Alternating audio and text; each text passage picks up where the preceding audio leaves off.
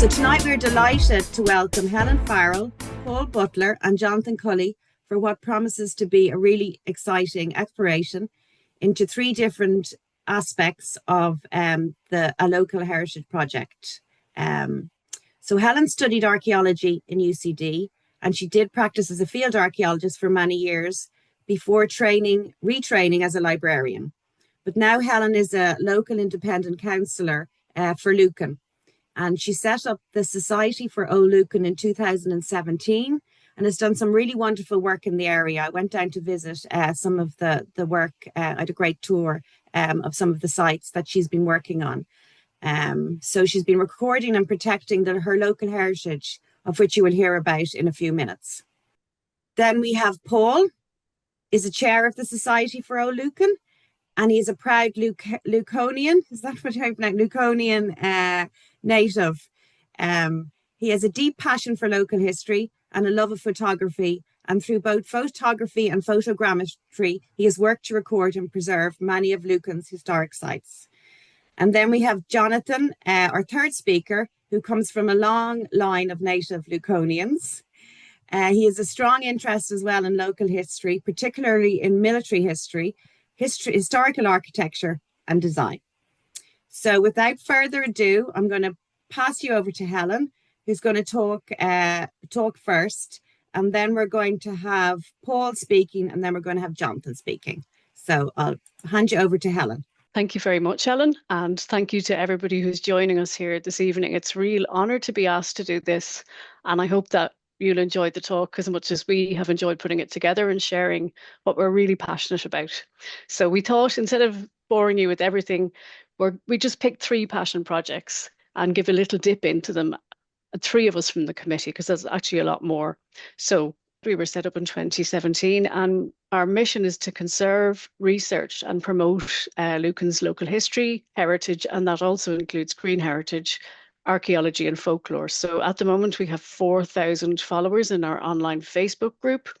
We also have about 300, maybe 350 signed up to our newsletter. We're not so much of a talks local history group. We're actually much more active than that. We tend to pick a project and actually get stuck into it and do research. We also do a lot of lobbying and conservation. And I suppose as a local councillor now, it gives me a position to know stuff that's going to happen and maybe to have a little bit more input as well. So the committee and the group is that had archaeological potential was still in private ownership, and that maybe it hadn't really been fully explored, or the details of dating and phasing hadn't been maybe fully teased out. And I felt there was an opportunity there. I also thought there was an awful lot of myths that got bandied around in the community. Things like, people saying that the inoculus in the domain wall was a famine hole, things like that. So I suppose what interested me as a librarian was, I suppose, myth busting to a degree and returning to the primary sources where we could, finding out new information and analysing things. And then I wanted to share it with the community and increase the knowledge of what we had right on our doorstep. And there's just a map there to the right for those of you who are not familiar with Lucan, but I'd say most of you are. Most people have been to Liffey Valley, and we're just down the road from that. So it was really difficult to pick out achievements because you don't want to leave anybody out. So I had to pick a few. I think this year was really special. Just last month, we had our inaugural Solfest, we called it. And it was just a local history festival. So we had talks and walks that went down really well. We had over 45 people attending. Other achievements that we've done are the surveying and conservation work that we carried out through the Adopt a Monument scheme, which is run with the Heritage Council. And that was for the site at St. Finian's. It's a medieval church in Esker, which is part of Lucan. And the work that we were able to carry out there, it took us from being in a site that was so unloved and so neglected to a site that we could really understand, that was conserved properly, and is now really valued by the community. And antisocial behaviour has gone way down there. So some of the things that we've done as a group, we've done volunteer cleanup days, and they've been with individuals, or they've also been with businesses as well. We've done lots and lots of school tours and project work with them, and we usually try and bring some element of hands-on with them. One of our committee members loves to pick up surface finds in the fields near where she lives. So she's an enormous range of sort of early modern and modern pottery. But children absolutely love picking up pieces of iron, horseshoes, putting pottery into date order. It's really great. We've also done things like non-invasive grave rubbing, litter picking walks and talks. We've done loads of historical research. And there's been sterling work done on the photography, photogrammetry, reconstruction of medieval design, which Jonathan's going to show you. Done a lot of networking. And I suppose just we've made quite a lot of historical and archaeological discoveries along the way. So then in terms of some of the physical things that we've actually outputted, I wrote the supplement about St. Finian's Church and Graveyard that was in Archaeology Ireland 2 years ago. And we've also published a transcription of the graves of the Church of the Blessed Virgin in Lucan, which has already been reprinted. And we're now working on one for St. Mary's in Lucan. We're also working on getting a heritage trail researched and in place. So more achievements. um, I think the connections that we have with Lucan Library have been really good. They've been very, very fruitful connections. They let us meet there when we need. The research group meets there, and we've put on different exhibitions, and they've been really, really supportive. And we've also made great connections with other groups like Lucan Tidy Towns and others. Every year, Paul has organised a Sol calendar, and members have sent in photographs from around the area, and that helps raise funds for Sol. And he's also done print sales and photographic sales, and again, they raise funds for the group. So other achievements are the projects that we've run, and Paul is going to talk to you about some of them. The connections that we made, especially with South Dublin, it meant that we had early access to Lucan Domain and Lucan House when the Italian ambassador left. So for those of you who aren't aware, what's happened to Lucan House and the domain associated with it is that South Dublin has purchased it and is now in the process of making that available to the public bit by bit. We've also made some really good connections with architectural historians and archaeologists as well. And what we're hoping next is that we will be able to put on Solfest 26, develop our heritage trail, and maybe delegate some of the work that we are currently covering, so like the website and the newsletter, because we don't want to get too concentrated in the committee. So this has been the year of delegation. So there's been lots of outcomes. I suppose one of them is the attendance at our events. So we've got very strong local interest, especially we've noticed where it's multi-generational events or where it's active again, where people are doing stuff, investigating stuff. And we found afterwards that children tended to bring their parents back to sites if they were on a school visit, which was lovely. Really nice to hear. Children were really proud to be able to show their parents somewhere new. And even some residents have said like they've been able to bring visitors to their house, to the sites now, and they know a bit more about it and they're proud of the cleanups that have been done. People are very grateful, I think, that the area is being researched and that there's a group out there looking out for it. Because Lucan developed so fast since the 1970s that a lot of the history has been lost. I think another thing is the legacy that we're leaving behind. So there's a real pride and awareness in Lucan's history. And I think we're seeing that through the increase in invitations from schools and less antisocial behaviour, I think. There's less apathy amongst the public about, oh, sure, look, it's gone kind of thing. I think people are actually more enthused about it, more fired up about protecting our heritage.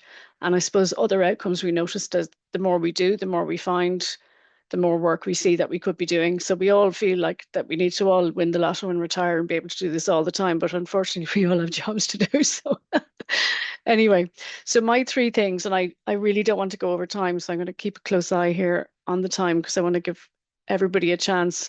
I want to have a quick look at a base of potentially a medieval cross that we found. Look at the medieval acoustic jars that we found as well nearby in Lucan Domain. And then some of you might have read about the Esker Rood. It was published in Archaeology Ireland. Myself and Chris Corlett published it a few years ago. But I want to just put it in a wider English and Welsh context and look at some of the extant examples. And then I've got a few things for another day, but I think rather than bore everybody to bits. We'll just push on. So you can read about some of the other things there on screen that if we get time in the future, we hope to get to them. There's plenty. There's absolutely plenty. So before I push on, this is a really nice screenshot of some recent photogrammetry work done in the Royal Manor of Esker, the site of the Royal Manor of Esker. It looks like a Georgian building, but we have suspicions about parts of the building maybe much older and maybe incorporated or given a facelift in Georgian times. And this is a really nice scan done by Enda Leiden from IAC Archaeology. So thanks to them for the equipment. It's really super. And we're hoping to get back to do the second and third level and maybe look at it as a whole then. So I suppose quick map just to orientate people. I don't know whether you can see my cursor on screen, so I'm going to have to describe it as we go. Top left of your screen is Lucan House and the Liffey. And the first site that we're going to go to is the church and graveyard of Lucan House or Lucan Manor, as it would have been in medieval times. But if you were to go south, you would pass another site called Cnocanard Usk, or the Hill of the High Water, which I feel is another area for potential future study. It has a ring fort and a souterrain, but other people have suggested that possibly there's a Mott and Bailey there as well. It's just one of those sites that I think has a lot going on and we should come back to it. So if you go from the Lucan Church and Graveyard and you go straight up the road, right down to the bottom of the screen, you'll see the find site for the Esker Rood or the Esker Crucifix. And then go sharp right and you'll go to the little triangle of medieval sites that are still extant. So you've got the site of the Royal Manor of Esker, the site of or the St. Finian's Church and medieval graveyard, and the medieval King John's Bridge. And they're all within about 1 kilometre of each other. So this is where I'm bringing you to first. And you can see top right or top left of your screen is the River Liffey again. Go straight down from it to the yellow dot and it says Italian Embassy, but that actually is Lucan House. And then you see the very small red dot, and that's going to be the site of the base or the plinth of the cross. And it's within this graveyard. If you look at the orange arrow, that's the original entrance into Lucan, what would have been Lucan Castle, and then Lucan Manor, and then Lucan House. And that's significant, and I'm going to come back to that in a minute. So on your left, we're going to go through this gate here. And on your right, this is what you see when you go through the gate. It's a slightly confusing looking church. It's a very, very long church. It looks like it's 18th century on the right-hand side. The left-hand side, maybe not so much so. We've done a lot of looking at this and experts have looked at this with us as well. So what we think is going on here is the full length of the church is the original Anglo-Norman church, probably 12th to 13th century. And then in the 18th century, the wife of one of the owners of Lucan House restored that part of it, that half of it, and turned it kind of into a little mini chapel. Right behind it is a residential medieval tower for the Augustinian canons who ran the church. Okay, so this is the first item that I wanted to share with you, a cross plinth. So Samuel Lewis noted in the entry for Lucan in 1837 that opposite to the gate of Colonel Vesey's domain, which is the orange arrow that we just talked about, was a very ancient and splendid cross, around the site of which it is still custom at Roman Catholic funerals to bear the cross prior to interment. So we know that in 1837 the cross was missing at that point. So it begs the question, what was this cross? Was it an early or a late medieval cross? Was it a market cross, a town cross? Where's the rest of it? Was it used in something else?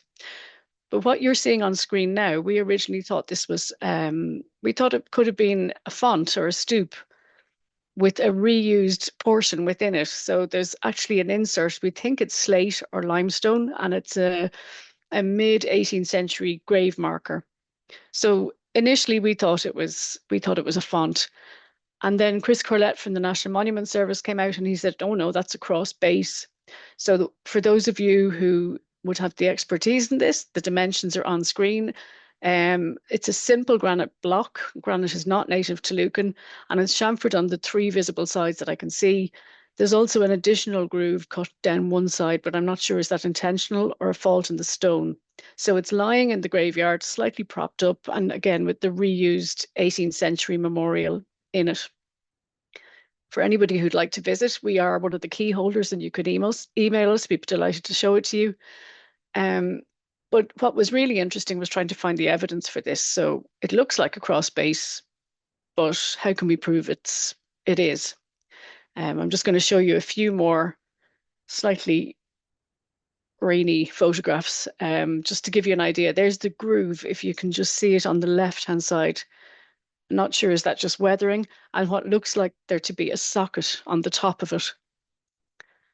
So this is what really excited me. You can see there, I went into the National Library of Ireland in 2021, and I was looking at some of the VC estate material, because the VCs owned Lucan Domain. And I found a copy of a map from 1699, which was just amazing with the kind of detail that was on it. Now it's orientated, north is actually where we would usually put west, but what you're seeing in front of you there is the church that we've just had a look at on the photographs, and Lucan House. And then to the right of that, you'll notice there's a big X in the middle of the page. Here is a cross. So we felt like when we saw that, it was just very exciting. We thought, well, maybe that's our cross. So that's a slightly enlarged version. So then we were thinking, well, how come it disappeared? And I suppose my thought about this was that in the early 18th century, the house, Lucan House, and all of Lucan, in fact, was owned by the VCs, who would have been very, very Protestant family. For example, I think Amersham VC the first was the son of the Archbishop of Tuam. Elizabeth VC, who would have been married to his son, the second Amersham, was a daughter of the Bishop of Ossory. So they probably didn't have much time for Catholic funerals going around in the middle of the road, just outside their house entrance. They also brought in the Turnpike Road at that point, and the Turnpike was located very close to this site. So we can easily see why it might be a bit of a nuisance and might have to be moved away. So here's more shots of the stone itself from different angles, and some shots of the socket. And then on the bottom left-hand side of the screen, I had just tried to use RTI to see were there any possible inscriptions on it or any carving that I could see, but there isn't anything. And then top right of the screen was a photograph that Stephen Callahan took at night. A lovely photograph there from the book that we produced. And I was trying to look at some basic parallels. Obviously, no expert here, but I was wondering, could it be something like the Barnwell cross in Meath, or an undecorated cross base like the Castledermot cross there on the right? It certainly doesn't seem to have decoration, but who knows what the rest of the cross looks like. And it just begs the question, where is it? Is it somewhere in the graveyard? Is it somewhere in the walls of the house? Was it repurposed into something else?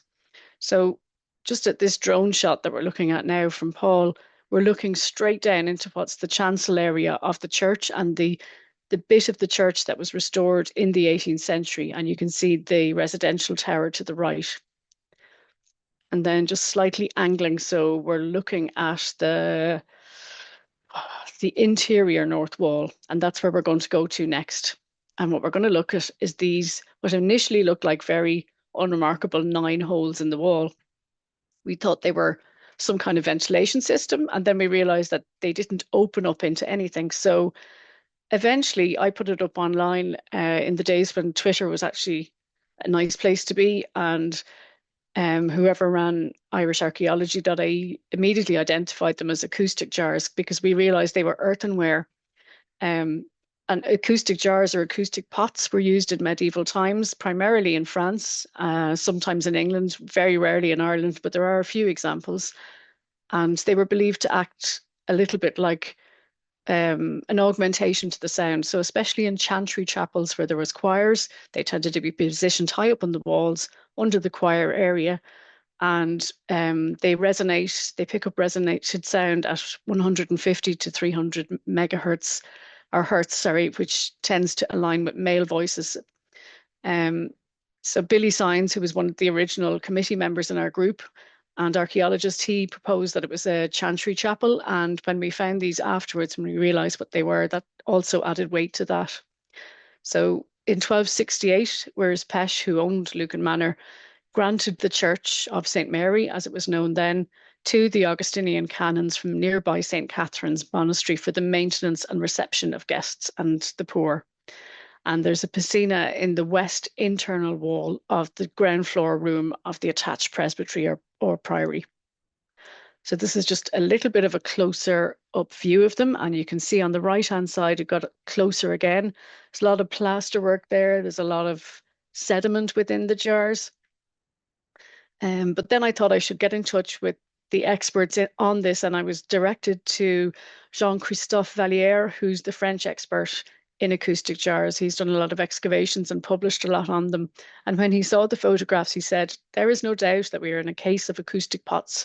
For comparison, I send you a photo of the Abbé des Anges, where he found 110 of these jars or pots in the far west of Brittany, which was in the same state of the Church of Luke in 7 years. So they did a huge amount of restoration there. And you can see one of his Brittany pots there just peeking out. So there's some more photographs close up. What looks like a hole in the back of the jar on the left isn't. It's actually just, I think, a leaf stuck in it.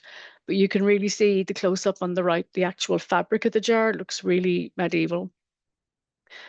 And thanks to Enda Leiden and IAC Archaeology, we were able to scan and get some kind of cross section of a line of the jars, I think the lowest line. So you can see them on the right, and you can see that they have a rounded base and they're roughly uniform in shape. And again, thanks to Enda, he was able to take measurements for me. So the spread of the jars is roughly three, as they're 3 by 3, that they're the height of them is about 0.97 and the width of the spread is 0.73. So they're kind of a rectangular shape within the wall, and they're 2.76 meters from ground level to the height of the jars. I should say the ones in France seem to be about 3 meters off the ground, but that makes perfect sense because in the interior of this church, we know that there's about a meter or a meter and a half of archaeology, because if you go inside through the round door that you can see in front of you on the screenshot, under the squint, the ground level within the tower, within the presbytery, is actually about a meter and a half lower. So future work that's probably needed there is photography, measurement, comparison of the jars, analyze the sediment, dating, publication by somebody, possibly conservation work. But that's all to happen yet. And then the next one that I wanted to have a look at with you, the last one actually that I'm looking at, is the one closest to my heart. And you can see Dr. Ellen O'Carroll, who introduced us on the left-hand side. She came out very kindly earlier this summer to see could she get a sample for carbon-14 dating. And we took a sample there. Unfortunately, it was very, very difficult because the church hadn't taken the rood or the crucifix off the wall. So it was very challenging for her to get a sample. And unfortunately, it's too contaminated with lacquer. So the story behind this, there is a QR code direct to the article if you want to follow it up at a later point. But nearly all roods within Ireland, England, Wales, Scotland were destroyed after the Reformation. They were nearly completely wiped out. So what we do know is that there's about 5 or 6 from England and Wales, but we had none from Ireland that remained, or so we thought, until this one was identified. And again, Chris Corlett, I thought it was a rood. I showed it to him and he said, yeah, definitely a rood. And for those of you who aren't aware, a rood is a specific type of crucifix that would have gone on either a rood beam or a rood screen, dividing the nave area from the chancel area in medieval times. And usually it has a very forward leaning look to it. It's sort of leaning over the congregation. So Ellen identified our Esker rood as being oak, and it was found in, I think, 1979, and it's on glebe land. So it was when the parish was building a school. If you're having a look at the photos, you probably noticed that the arms were replaced around that time, and it was restored privately. I don't think it was notified to the National Museum. It's also covered in heavy lacquer, so we can't really see if it's painted or not.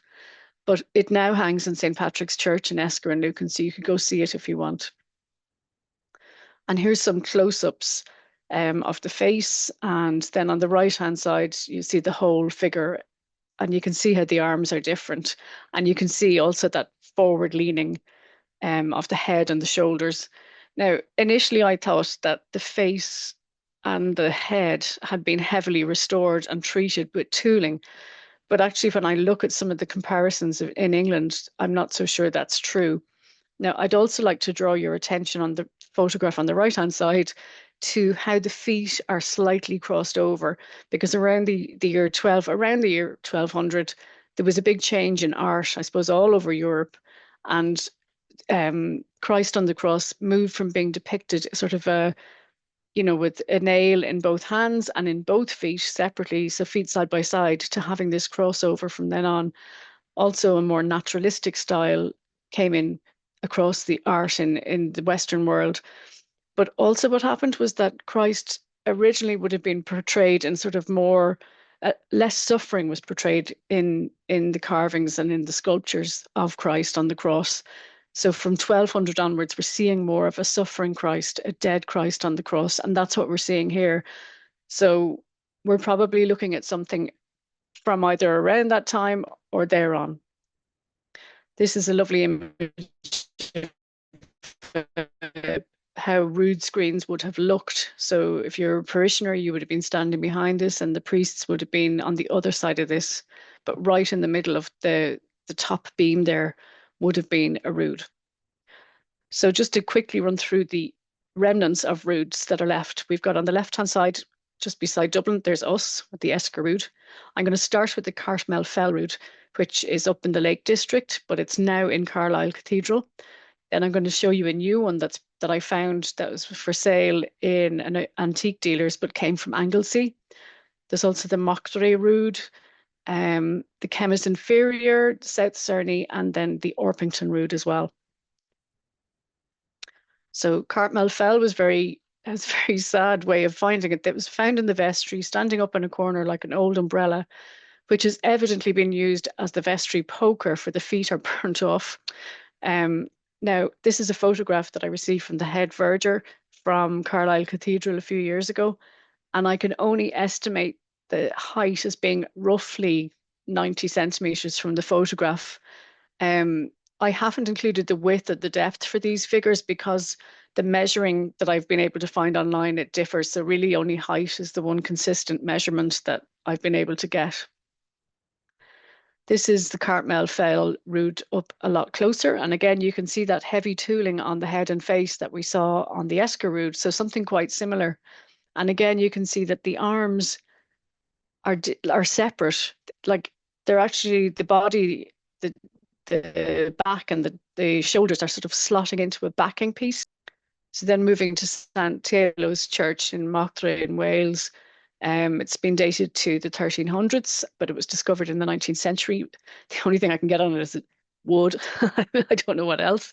It's quite small, so it's 46 centimeters, but presumably it would have been significantly bigger with the legs. So traces of paint remain on the face and the torso, so it would have been polychromatic, and it was concealed in the church on purpose. And I should say the Esker rood was found I think in a ditch within a field, which probably accounts for its preservation. Now this is the new one that I found, and this is really the mother of all the roods because the size of it's absolutely huge. It's nearly 130 centimeters in height, huge. Again, oak with traces of polychrome, dated by somebody, I don't know who, to 1250. And it was sold from the company called Period Oak Antiques, but I've emailed them, but they haven't disclosed whether it's gone to a private collector or a museum, so I don't know where it is at the moment. The next one is in Monmouthshire in the Chemist Inferior. It was discovered in the 19th century again, dated late 13th century, height 93 centimeters, so similar to the Cartmel Fell height. Again, concealed in the church. You're getting a lot of concealment of these because people revered them and did not want to see them destroyed during those turbulent times. Now, this is interesting. It had 3 layers of paint, it was discovered, and the second layer was gold leaf, and some of the traces remain, and it's in the Museum of Wales.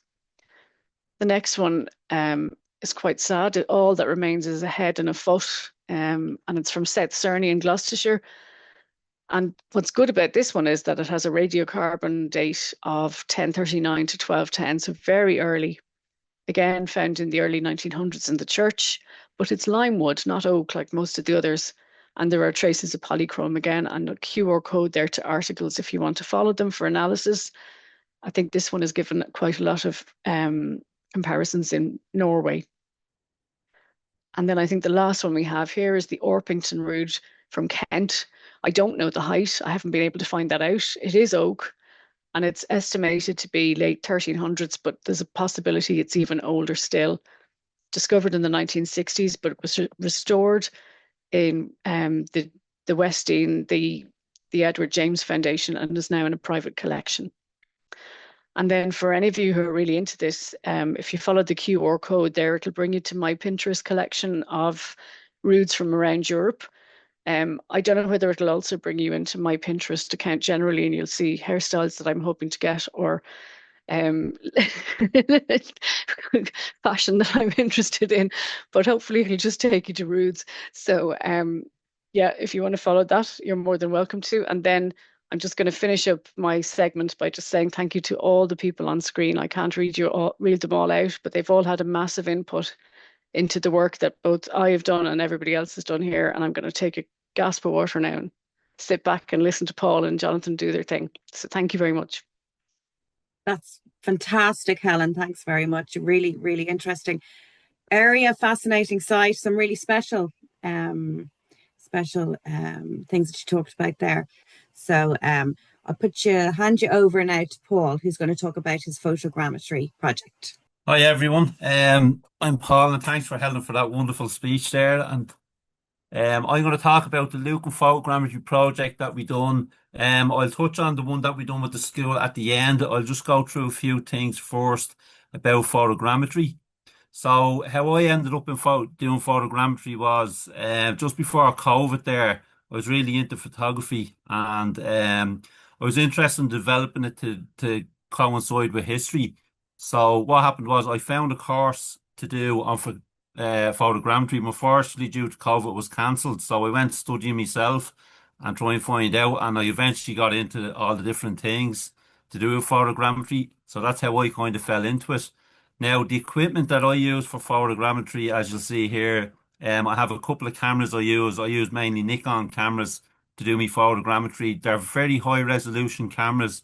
The reason I use very high resolution cameras is because you get a much better quality of photogrammetry by doing this, and especially for if you want to 3D print them, because you want as much detail as possible.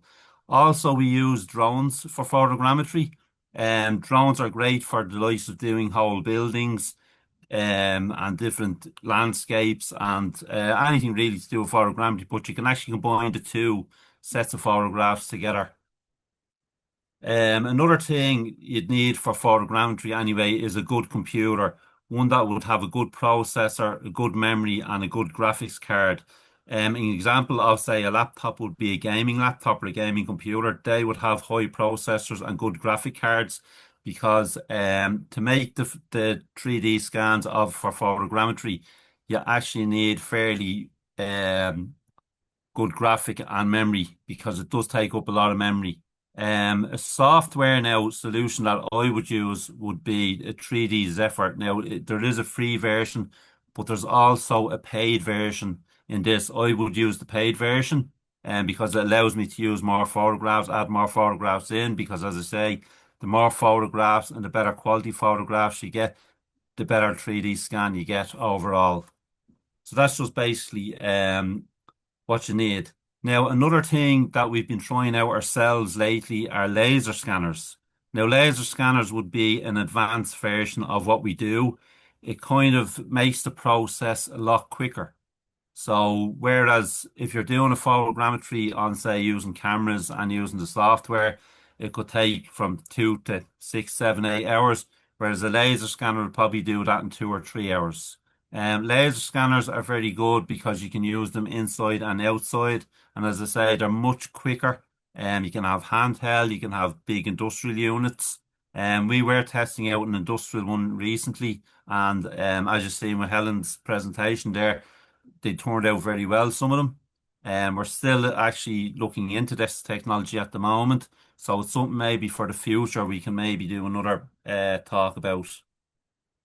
These are just a few examples now of the photogrammetry we've done. So this would be a headstone up in St. Finian's graveyard in Esker.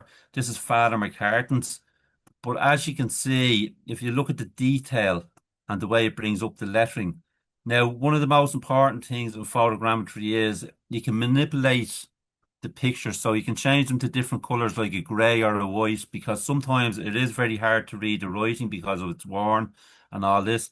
And if you turn it to that, it will actually show up the lettering. So it helps us read the headstones as well that we find very hard to read, and the insignias as well on the headstones. And it is one of the most popular ways now that, say, archaeologists throughout the world use.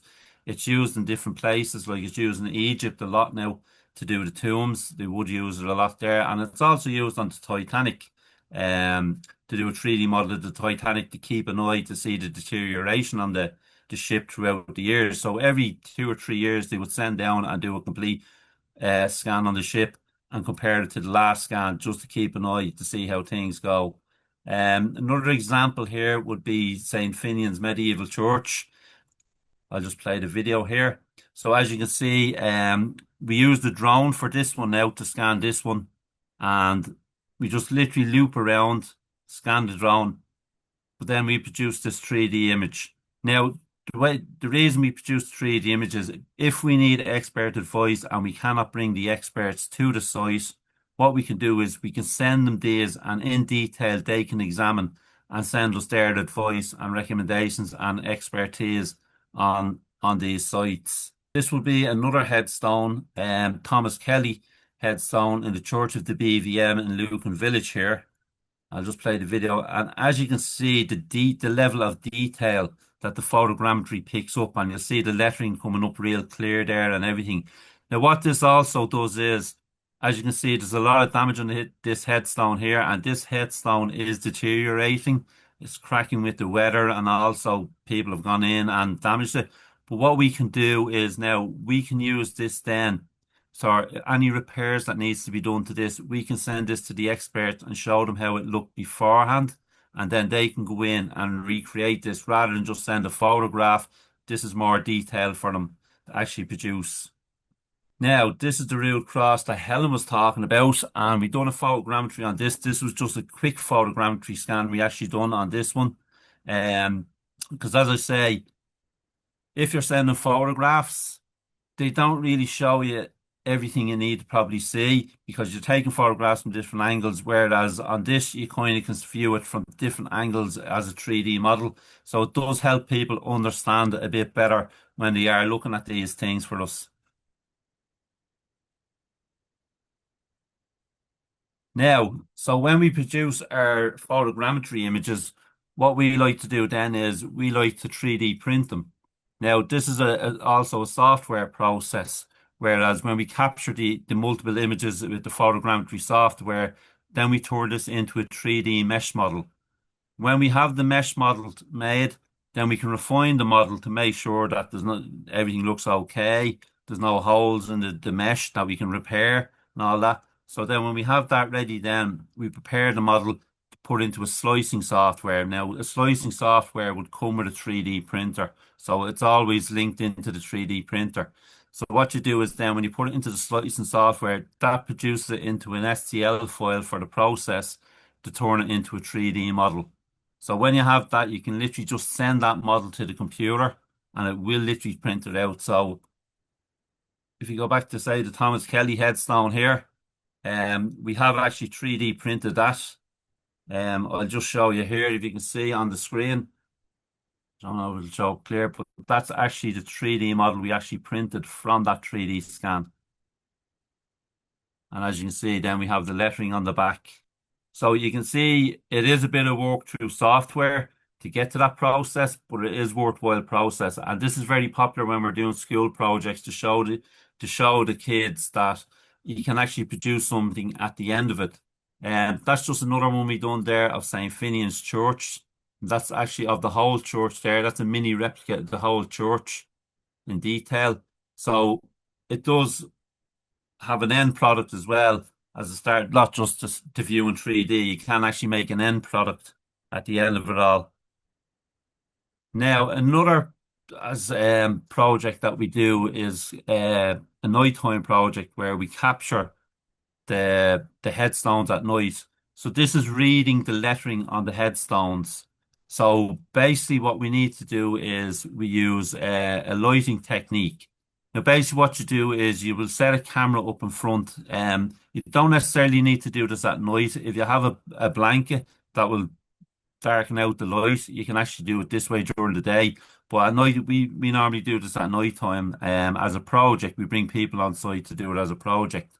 So what we normally do is we set a camera up in front, and then basically all you need to do is just get a torch and keep putting it at different angles around the headstone, which will actually show up the lettering. Now, another little technique you can do to really bring it up is maybe just put a bit of water over the headstone just to show it kind of shows up that little bit more. But this is a project that we actually ran a while back ago in St. Finian's, which was very popular with people, and we kind of use it again. Another thing we do is drones, obviously. Drones are extremely useful for the type of work we do. They offer us a unique view, aerial view of all the different sites. From the air, sometimes you can spot things that you wouldn't spot on the ground, which is very helpful. You're not causing any environmental disturbance, and it improves the research accuracy as well when you're researching sites. As I say, it also helps create detailed maps and 3D models of the site and the structures, which is very helpful for everybody.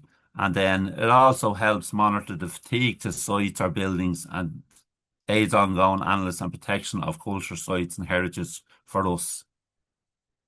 These are just going to show you these few maps here. Now this is an old map. This is the Duncan map 1821. So you'll see here we have Woodville in between Edmondsbury and the Hermitage. I'll show you the modern version here. Now what we decided to do with the drone was we knew there was some crop marks in the area. So what we wanted to do is we wanted to go and look. Some of them are registered, others weren't. So what we said is we'd scan the site just to see did anything showed up. So as soon as the field was ploughed and it was ready for the scanning, we went down with the drone and we would have scanned around this area here to show up any crop marks. Now, as you see here, we found a few marks that were in the field.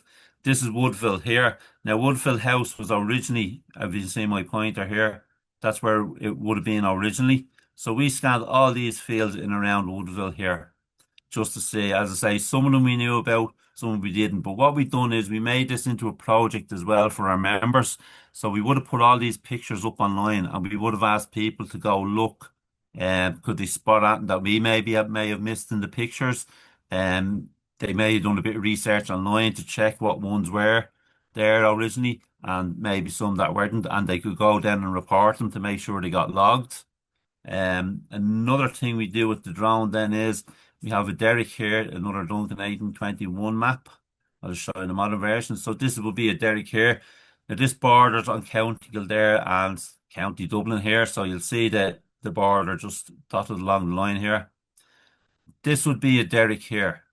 Now, a derrick, it's owned on private land, but however, there's a farmer that farms the land there. So rather than being invasive by walking through when he has crops ploughed, or sometimes the site might be blocked off, it's inaccessible. This road here, what we can do is we can fly the drone from here and we can fly the drone over. And what we're doing is we're constantly watching the site to see if there's any deterioration, if there's anything happened, because as I say, and I'll show you in the next photographs, you'll see the site here the way it's by farmland. Now, the farmer that's farming at the moment has actually come away from ploughing up near the church. But before that, they were ploughing right up near the church, on top of the church here. As you can see, there would have been headstones all the way around the church here, which obviously over the time the farmer ploughing near the church removed the headstones and put them in there. But as you say, rather than be invasive and go on to and destroy the crops and everything trying to get over to the site, this is where the drone comes into its own. So we're able to fly the drone over, monitor the site, and see any deterioration or anything that else that's happening to the site. And it's just a way for us to keep an eye on the site, not just at Derek's site, all our sites in Lucan we kind of do this with at times. Now, as I say, you still have to obey by the rules for flying drones and things like that. But we mainly get permission to do most of this. But it does keep an eye on the site for us. Because some of you'll see here at the front of the church, some of the ivy had been removed by the farmer, and we kind of had to say to him, stop. But it protects the site as well for everybody. Now, moving on to the project that we done here. This was a project we done with St. Joseph's in Lucan here. Um, how this came about was the school was actually up in the library. I had done a project called Churches of Lucan, and it was in an exhibition in the library. I was there for a few weeks. And the teacher, Maura, she actually brought the students up to the library and they happened to see this and they took a keen interest in the project. At that time, the teacher decided then to contact ourselves through the library and ask could we work on a project together.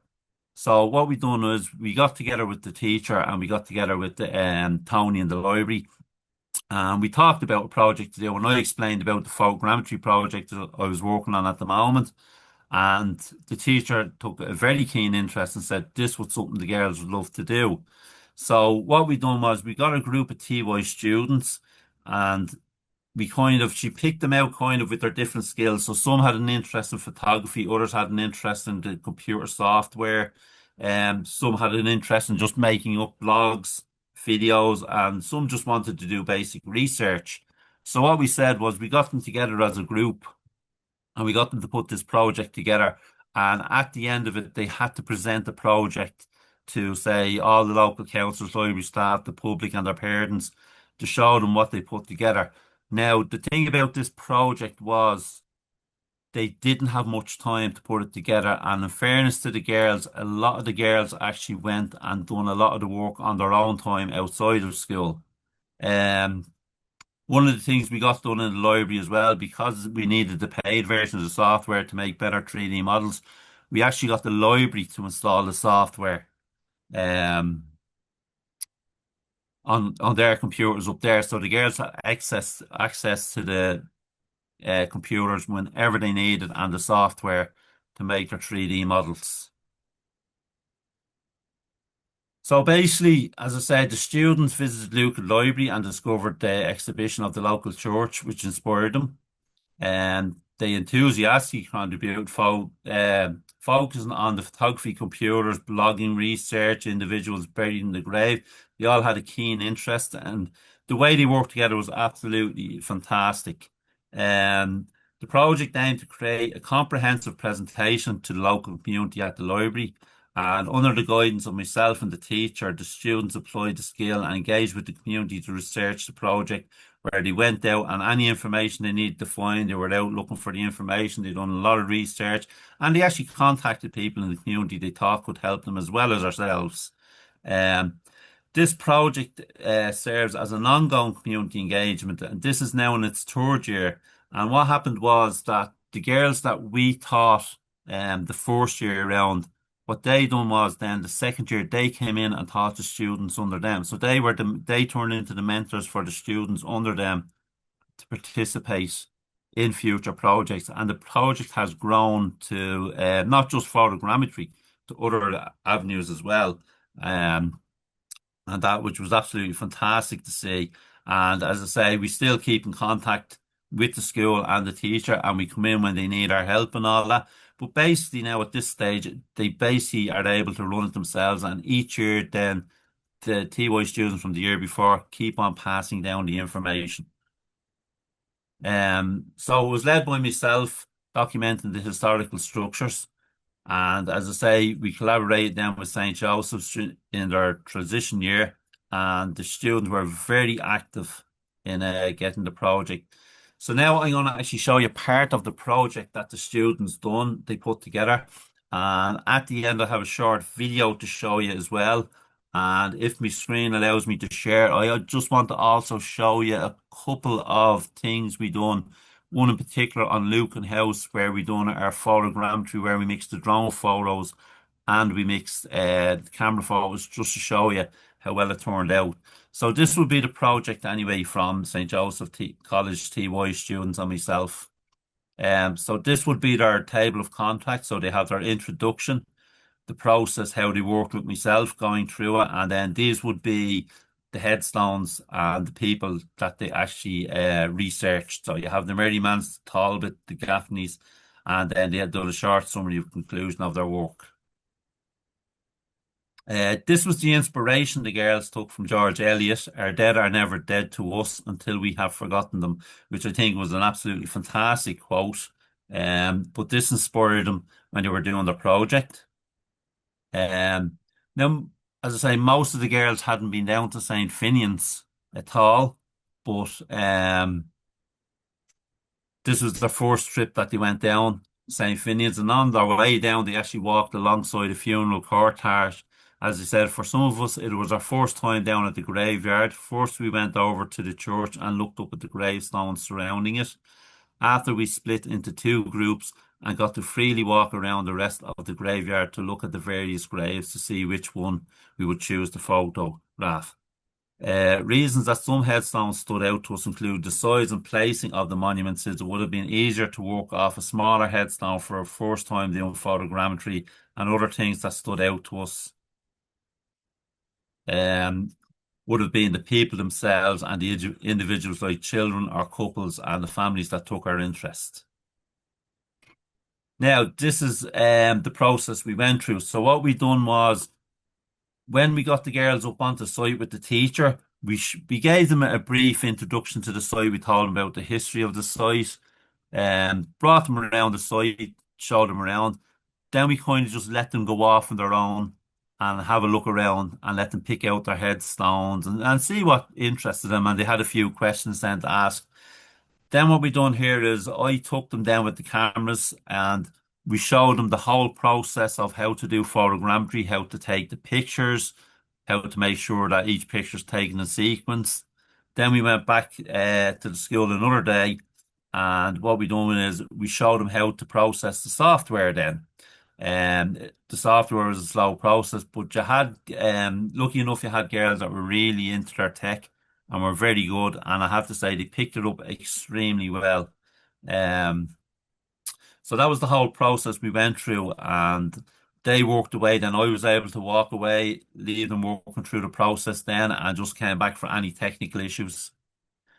Then we move on to the day of the presentation. So these are just a few pictures that they actually took. One of the girls, this girl here, actually, she was into photography, and she was taking all the pictures going along, and she was blogging and everything to do just to record the whole process. So this was the day of the presentation, where we came to Lucan Library and the girls presented the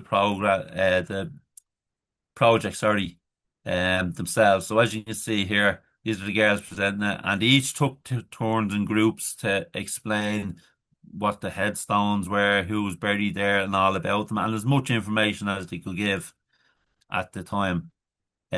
This would have been one of the models they actually produced from their photogrammetry. As you can see, how well it turned out. For this was their first attempt at photogrammetry, and I have to say it was absolutely amazing, the work they done on that. So as I say, St. Joseph's College in Lucan partnered with ourselves, SOL, and Lucan Library during their transition year with students and the heritage preservation. They digitally documented Lucan's protected heritage site and gained practical experience. They participated, developed skills, and dependent their understanding of local history and architecture. Like, some of the girls, as I say, never really had much of an interest in history before they done this project, and after they done this project, they were really, really into their history then, and it really got them involved then in their local history because they wanted to explore more. They wanted to make the project bigger then the following year. So as they were passing their knowledge on, they got a deep passion of history as well, which is a good thing to see because to get young people involved in history can be hard sometimes. So when you bring kind of technology in and something that interests them, this really, really helps them focus on the history part. Um, I say the project encouraged exploration of interests such as archaeology, art, history, and technology, and it mixed them all together. And then the students also helped raise the awareness of Lucan's heritage, supporting SOL's conservation efforts. And this collaboration showcase intergenerational learning with youth contributing to and benefiting from local history knowledge. And the students' involvement enhanced accessibility and significance of Lucan heritage, fostering community identity and pride. So this was an absolutely fantastic project to do, and it was great for us for community engagement because we are able to bring these projects to not just St. Joseph's School now, to other schools. And we actually also ran it for an adult kind of class in Lucan Library one evening where we kind of showed the adults then if they were interested in maybe getting involved in technology as much as the students. But this one we really focused on kind of bringing it to one of the schools. And now when a school comes to us, this is a project we can kind of say which really, really engage the students.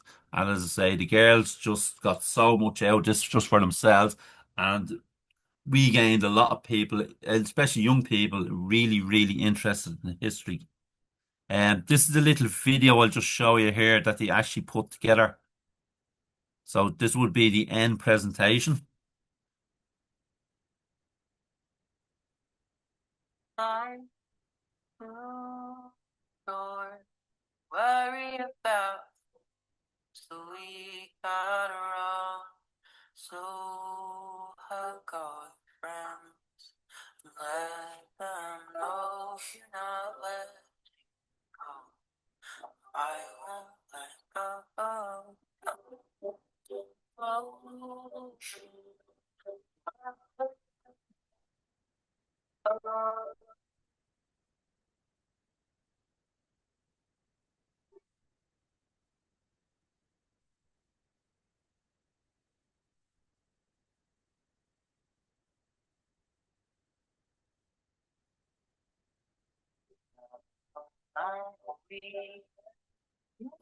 Feels better than sleeping and sleeping and much as my head falls away from the room. I would hug all my friends if they weren't friends with you.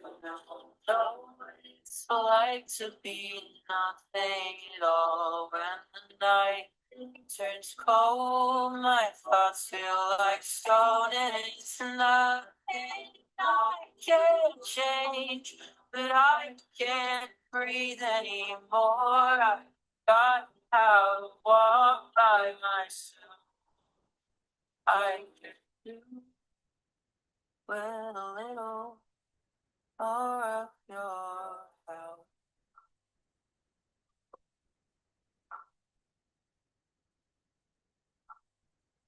Life's too short to worry about me.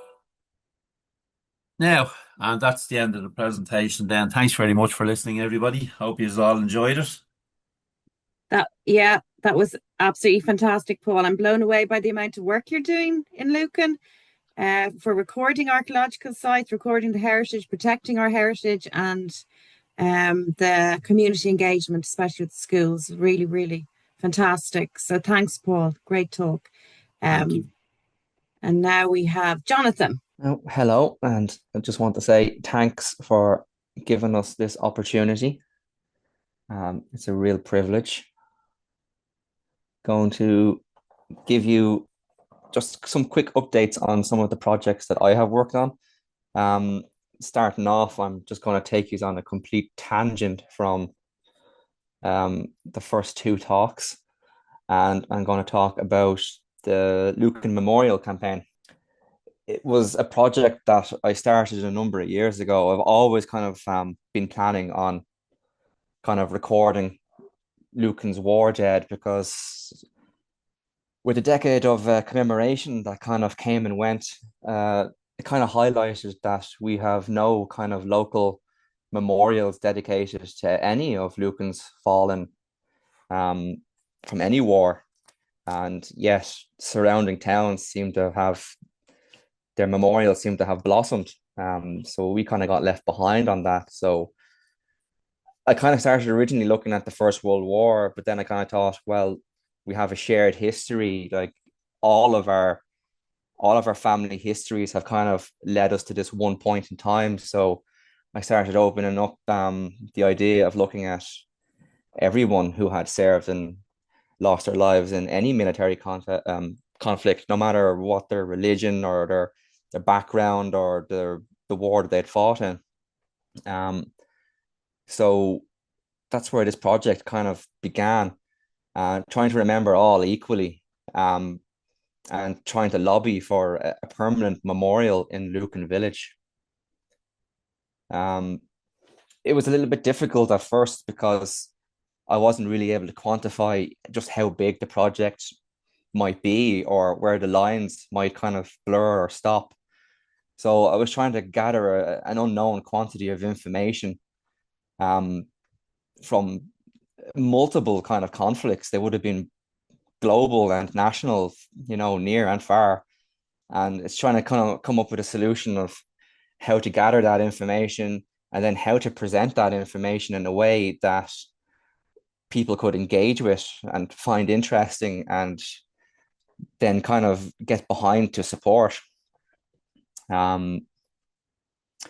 So I started by just kind of creating a database of known kind of Lucan casualties.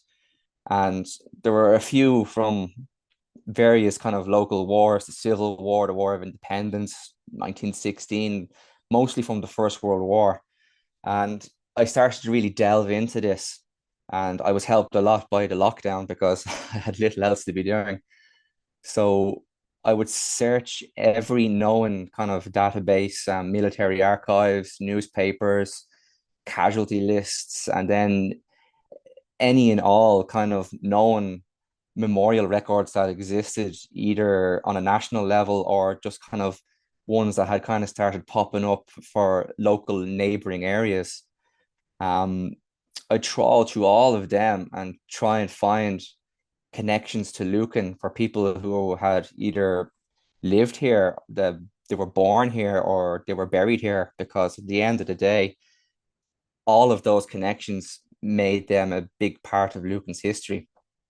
I'd searched through civil records, church records, and the censuses to find, any connections that they might have had to Lucan if they were born here, if they lived here. And also for the ones that kind of moved away, I was able to kind of track their progression through their lives and how their families grew and changed and just the impact that they would have had on the local kind of society and their place within it.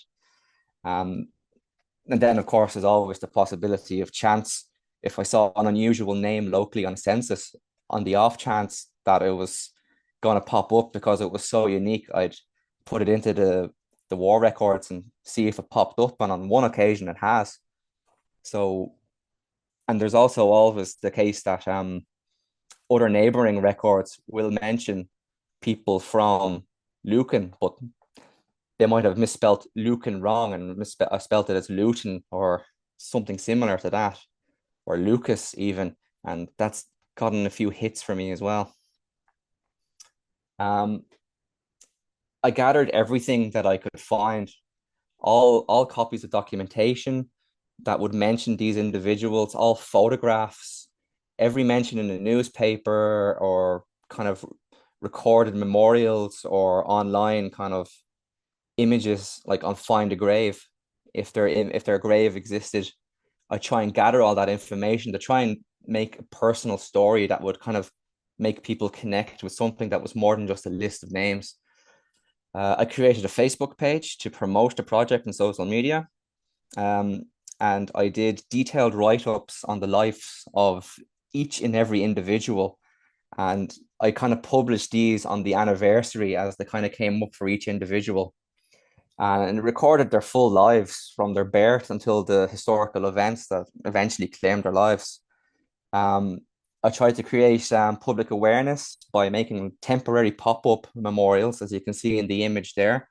I made little individual memorial markers that would have been unique to each individual, and I would arrange them in the local graveyard and on open days and at some talks that we were doing locally, just to promote it. And it really kind of made people stop and kind of question why we didn't have a memorial to these people, or even a greater understanding of what actually happened to these people. Because when they seen all the markers laid out, they kind of realized that how significant a loss it would have been to a village at that time, when it would have been quite a small village.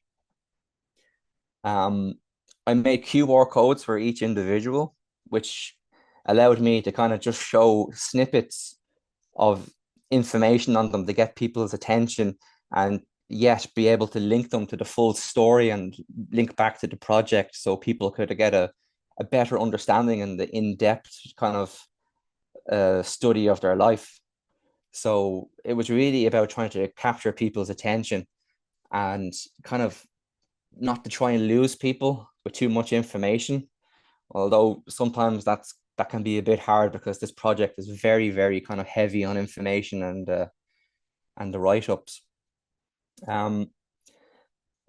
For the outcomes of this project, I was able to get a snapshot of quite a vast number of kind of global and kind of national conflicts, everything from the 9 Years' War and British expansion into India, right up to the Troubles.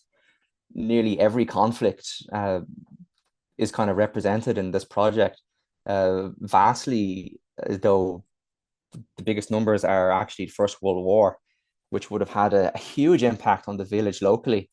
About 5% of the village population is represented in the First World War casualties, which would have been huge at the time. Everyone would have known somebody, a neighbor, a friend who had died or lost someone. So it would have been quite shocking. And the fact that it's almost unknown, the scale of this loss in the village, it's a bit disappointing. So this project is about kind of trying to bring that to light and kind of put our shared history out there for people to recognize and be able to kind of study and research. So far, the supporting document for this is now up to about 430 pages. And that's just kind of in-depth analysis of these people's lives and the events that they lost their lives in. Local support has really grown. Increasingly, more and more people are kind of looking at the project and asking why there is no memorial. Local newspapers have picked it up, which has really helped with the publicity. I have to say that there is positive engagement with local representatives, and that's going to be a great place to kind of start the ball rolling on possibly getting a permanent memorial actually realized. Increasingly, descendants of these individuals are coming across the project online. So them even searching for the names of their relatives are bringing them to this website. And some of them are finding out information that they never even knew before. So it's fantastic to kind of see their engagement and their support as the project is going along. Ultimately, I've recorded 65 named individuals, which it's quite a lot to be lost from a village. And that doesn't include nearly 90 from the 1798 rebellion that were killed locally and have to at the moment remain nameless. So I'm currently researching into them, and I've really kind of started to refine how I present the project. So you can see there on the little screen down the bottom that I have these individual memorial markers that are unique to each individual that kind of represent their service. So a cap badge from their regiment and their name, their date of death, and then information on what medals they would have been awarded. Just enough kind of visual graphic to get people's attention. And then I'm ever expanding on how I kind of represent that information to kind of get people to read just enough where they might want to read more if they want. So you can see there's just images that I've gathered up that are unique to every individual, be it their gravestone or their pictures that were published in newspapers, and then just a snippet of information about their life and a QR code that will link them to their full story online and kind of drag people in more to the online kind of write-ups that we have. So that is a project that's ever increasing, which is sad to say, because it means that people have died, and I'm increasingly finding more and more names, and with online databases becoming more accessible and easier to search, I'm finding more and more hits, especially over in America and American records, especially for the US Civil War. And getting a few casualties out of that, and people are coming and contacting me from America and telling me about their relatives from Lucan, and it's great to see the engagement. So that's a project that is currently ongoing, and it's growing really, really fast. So it's great to see their names being recognized and people actually stopping to read about their lives. That display that's currently shown there was put on in the library and is still there at the moment. And I was told recently that it's been one of their most popular displays. So people are coming into the library and spending most of their time outside reading it. So that's just an image of the 65 names, each marker representing a life that was lost from various wars, from the 9 Years' War right up until the Troubles. The next project I'm going to talk about is going to link back in with the previous two talks by Helen and Paul, and that's Lost Lucan. It was a project to promote Lucan's rich and often overlooked medieval heritage. And it was a project kind of to trying to find a way to do so visually in a modern medium that would allow people to kind of engage with the local sites that we have. It was also a way of us kind of showing, because we all know these sites very well, and we can look at these ruins and kind of see how they might have looked. So this project was really about kind of express that and our knowledge and show people from the public just how well these sites would have looked back in their heyday. So it all started with a mapping project. We began by mapping the local medieval graveyards, and we decided that the best way to do this, the most universal approach, would be to do it in 3D, because a lot of people don't understand 2D maps or plans. They can get disorientated. They might not be kind of geared up to read maps, and so they'd lose interest, or they'd quickly kind of get lost themselves trying to figure out which way is up and which way is down. So we started off with doing a 3D map of the Blessed Virgin Mary Church in Lucan Village, which you can see there. So we've broken it up into the different kind of areas of the kind of architecturally and kind of the graves. So we mapped all of the graves and highlighted the most interesting. And we also kind of started highlighting the different architectural features within the ruins themselves. We've also did it for St. Finian's Church, which you can see there. So again, we've mapped out all the graves, we've highlighted on-site features, and then kind of broke up the kind of the church itself into the different architectural phases that exist. This kind of got us thinking, if we could show how the sites look now, then why couldn't we show how the sites used to look in their prime? And that's really what kind of got the ball rolling on this project. So we started to look in depth at the sites themselves and see what features existed on site and what ones that remained.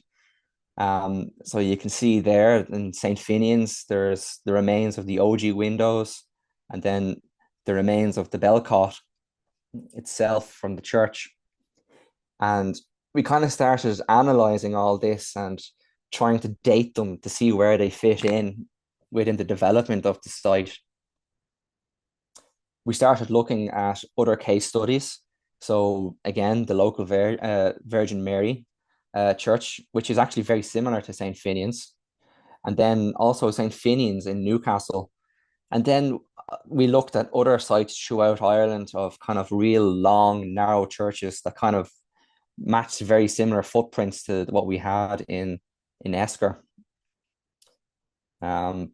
We also looked at Welsh churches and some churches in England. A lot of their kind of rural medieval churches exist relatively intact, which is not really something we can see over here with our own churches. So I looked really, really deeply into the churches over in Wales to kind of give myself a knowledge of what it may have looked like originally over here. I looked at the interiors again. The churches over in Wales and England are very intact, as compared to over here, which I think I'm not too sure there are any intact kind of medieval churches over here that haven't been heavily renovated by the Victorians in later years. So this kind of gave me a base for what the internal layout would have looked like, how the ceilings would have looked, the roofs, the rood screens, and what sort of decoration to kind of look out for. So using all this information, the features on site, and then the features from all these churches from around Ireland and the UK, I kind of started making a model and pulling all this information together to kind of visualize how our local medieval church would have looked. So I started modeling up the interior furnishings, the roofs, and even the possible stairs that we think would have existed, because there's evidence of a platform in the church that was possibly where the priests used to live. And I built up these models, and then I started to kind of bring in lighting, and I looked at how the architectural features would have been possibly decorated, and the flooring, and how elements within would have pieced together a little bit more detail. And as you can see there in the image, just there on the top left, that's actually the rood that Helen would have talked about, where we believe it would have existed in the church attached to the rood screen.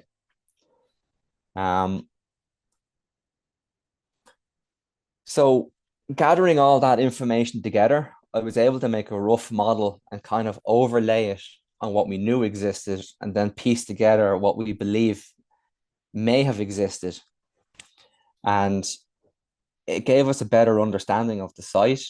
And I was able to use that then to create the images to kind of show how the church may have looked in its prime back in the day. So you can see that these are the two gable ends, one showing the bellcot and then one showing the large window at the end of the chancel. And I overlapped these images onto pictures that Paul took of the ruins. So this is exactly more or less how it would have fit on the footprint that we knew existed. And you can see that I've also done the interiors as well, just to kind of give people an idea of how the church would have looked. It wouldn't have necessarily been a dark and dingy place. It would have been full of color and flickering candles and gilt work and kind of very heavily carved furnishings. It would have been a highly prized kind of building within the local area. It would have been the center of meeting and congregation and religious belief. So that's just looking the other way. And then we were also able to expand on this when they were doing works to conserve the site.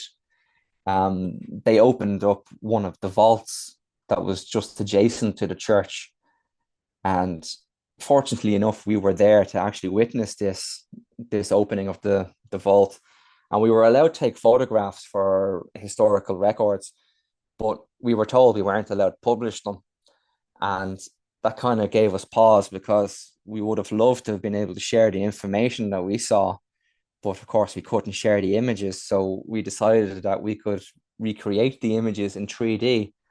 So we were able to do that and basically show the public exactly what was inside the vault, without actually showing the images themselves.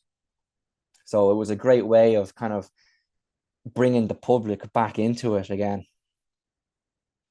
A project outcome, it's largely helped us to be able to promote Lucan's history, particularly the medieval history. It's given people a greater understanding for how the sites have changed over time, and it's certainly increased engagement when we've been giving tours on site. We've done multiple sites around the village now, and it's an ever-growing kind of project. Just there in the image is a photograph that Paul took of a derrick, and you can see how closely the farmer has kind of, plowed right up against the church. I mean, it's hardly hanging in there at all. And that all would have been a graveyard. So we can use these 3D recreations to show people how the church would have looked.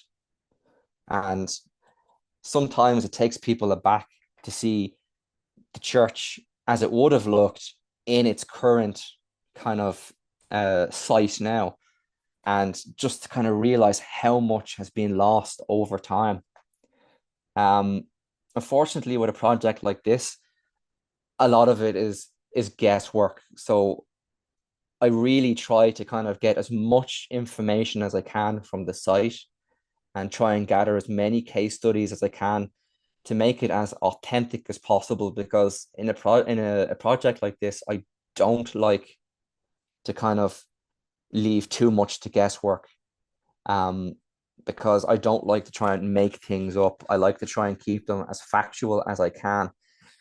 And unfortunately, with a lot of these sites, that's the problem, because a lot of information doesn't exist. A lot of these sites, they don't have historical pictures that tell us any more than we know already from going to the site. And documentation and maps show them as very crude drawings and generic drawings of churches rather than kind of true representations of what's there. So that's really the limitation of this project. It's trying to work with the facts that we can find on site and not try and recreate a complete fantasy, trying to keep it grounded in the facts as much as possible. And you can see that we've done other churches. So this is the Church of the Blessed Virgin Mary down in the village with the adjoining tower house. We suspect that while it looks very similar to St. Finian's, it had the addition of a tower house, which gave it great wealth and standing in the area. But we also suspect that it may have had transepts as well. So it was interesting to be able to show them. And of course, you can show it from different angles. And it's great to be able to show people when we're taking them on tours at the site, and they can actually see it from different angles and see how it would have looked overall. And it's really an eye-opener for people, because a lot of people would just kind of overlook this and just kind of take it for granted that it's a ruin and it's always been a ruin. Whereas this kind of gives it a little bit of a new life. It gives it back its history in a way. And we've done other sites as well. So we've done a few local castles like Ballione Castle. A lot of these castles, most of them don't exist. So I've taken a lot of inspiration from Gabriel Barringer and his watercolors as inspiration. And of course, I'd use his paintings, which are fantastic, but a little bit crude sometimes, and compare them with site maps, and by actually going on site and actually looking at the remaining elements and architectural features that exist to try and create a little bit more of a proportional picture, as it were. We've done local medieval bridge, which has been recorded to have a tower house at one end. Maps actually show that the tower house may have been in on the river as opposed on the bank, because one of the cutwaters is unusually large on the rock map. And we've done other bridges as well. So you can see this is the Coldblow Bridge, which washed away in 1802. And that's how it would have looked. So it's great to be able to kind of have this to kind of show people and give them a better understanding of how the village once looked and how it was shaped. And that kind of led on to the current project that I'm working on, which is elevating Lucan. And it's a series of architectural prints.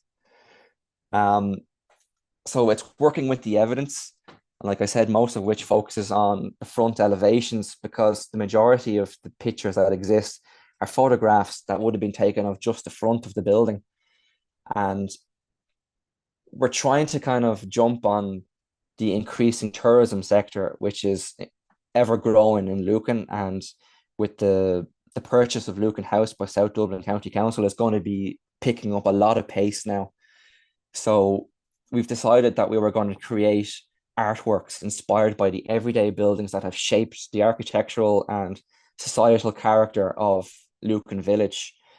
And as apart from just kind of highlighting the beauty of our buildings, it's also a fundraiser for us because we're a voluntary group. So we're creating these artworks which promote our local history, but at the same time, we can use them to kind of raise funds for the society. I've looked at a wide variety of local buildings, everything from the grand houses like Lucan House right down to workers' houses and terrace houses. And I use a combination of maps, Google Maps and Street View, and old photographs, as old as I can get or as many as I can get. And then I will go out and I'll have a look and I will study these buildings and I'll get the proportions of them. Can't measure all of them. I have two young children, and also a lot of them are private, so I can't really go up and start measuring people's houses. But I use the maps and I use the general sizes of bricks and elements to kind of create a good proportion of the buildings so as I can represent them honestly and faithfully in architectural elevations. I draw them up in CAD. As you can see, some of them are straightforward because I can just draw them up using the proportions, but other ones like the Lucan Inn are very kind of design orientated, based on their brickwork. So I'd have to basically draw up the front elevation brick by brick to make sure that I get it faithfully and honest to what it is in real life. Once I have them drawn up, I'd bring them into a 3D rendering software, and I'd render up the bricks and the woodwork and the tiles and the roofs, and with colors that represent the actual finished materials on site. And then when I render it, I do a finished image like this and put it on a plain colored backdrop just to kind of give it a pop art feel. And as you can see, I've done various buildings. So I've done Lucan House. I've done the Gate Lodge of Lucan House, local shops, and Lucan Garda Barracks, churches, and then, like I said, just everyday housing along the main street, just capturing the different styles between conflicting ages and development of the Lucan village, the different styles. So you have the Georgian and the Victorian, and you can see how they kind of join together, and yet they're staggered and different. And it's about highlighting that that streetscape that gives our village its identity. And the buildings shape the village, and the buildings also shape us. So it's about capturing that, and it's a nostalgic quality to this project as well, because people will look at it and they'll see the buildings that they remember for their childhood. Local bridges, so the Liffey Bridge, So the finished images, they help showcase Lucan's architectural heritage. Um, we're getting ourselves more prepared for local tourism. Again, we see this as a way that we can kind of fund ourselves going forward. Um, and it's something that people have been engaging with very positively. Um, a lot of people have stopped and looked at this project when it's been on display in the local library, and they're pointing out buildings that they saw as a kid and buildings as they were, and then some buildings as they are. And then they kind of said that they never really actually looked at them like this. And they just kind of look past them. They're so used to them just being there that they never appreciated them for being architecturally beautiful or significant. They just assumed that they were the local shop and that it was there, and they never gave it any more thought. But when they see these images, they actually tell themselves that they're going to go out and they're going to go down to the village and they're actually going to look at them instead of looking past them. So it was great to kind of hear that feedback, because it means that the project is actually working and people are engaging with it. But they're also going back to look at the village and actually look at the buildings. And it'll be incredible what they find when they do it, because they're going to realize that Lucan has so much more depth than just being a main street or just being one street, that there's so many different styles and they're all kind of merging together and on top of each other and blending into each other and standing in contrast to each other, that it's a great way of highlighting it. At present, we've done 30 buildings locally and it's ever growing. So it's just a project that's probably going to become very, very time consuming for me. And that's it. That's the end of that. So thanks very much. Thank you very much, Jonathan. That was fantastic. Really important work. Really, really nice to visualize all those buildings, what they look like. The church was just really good. So yeah, really, really good work. Thank you.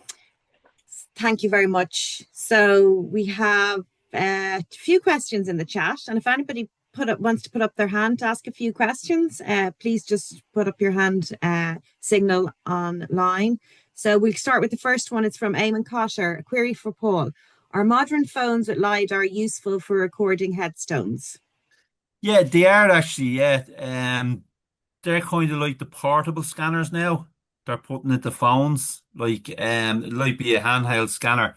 Um, they are beneficial for like generating the 3D model. Sometimes you might have to use an app with them along the lines, whether they be as accurate as the kind of the more technological equipment, probably no. But they are very useful just for kind of the hobbyists to go out there and make their 3D model scans. Okay. Thanks, Paul. Nicola Bassett has not really a question, just I suppose it is a question. I'm sure there were casualties in the Napoleonic Wars too from Lucan. Have you come across any, Jonathan? I haven't come across any that have died. It's been a little bit difficult to kind of find those records. I have come across numerous ones from the Napoleonic period, actually quite a few from the Napoleonic period, who ended up in the likes of Kilmainham Hospital later on. Obviously, due to their service, one individual lost an arm at the Battle of Waterloo. I haven't been able to find any deaths. I'm almost certain that there are, but I've only been able to find later records for individuals who have survived. So I'm still looking into that. If you know of any, let me know. Thanks, Jonathan. Samantha Morrison has a comment. I believe the Lower Gravehurst Church here in Bedfordshire has now been closed in the last few years only. Samantha, you're there online. Do you want to say something, or did you just want to put in the comment? I just got a bit overexcited there when that was mentioned, like that church was mentioned in the research, because I live in Bedfordshire, so I'm kind of I was just tickled, and I just threw that comment in. It was one of the very, very small churches here in Bedfordshire, and I think it's actually been sold now. So they have no working church there. And I think there is talk about it being sold on to property developers, which is an awful shame. And I know there's an awful lot of disgruntlement here in Bedfordshire. It just triggered me. Thank you. Thanks, Samantha. Are there any other questions? Anybody else want to put up their hand? I don't see any. I wanted to ask Helen about the acoustic jars. They were fascinating. Are there any other? I know you said you need to do some more research on them, but are there any other acoustic jars in any buildings in Ireland? Did you find any comparative? I think there was some in St. Mary's Collegiate College in Cork. But I think they mostly have been removed like in the last century. I'm not sure, are they around? I think they were also in Dunbrody Abbey.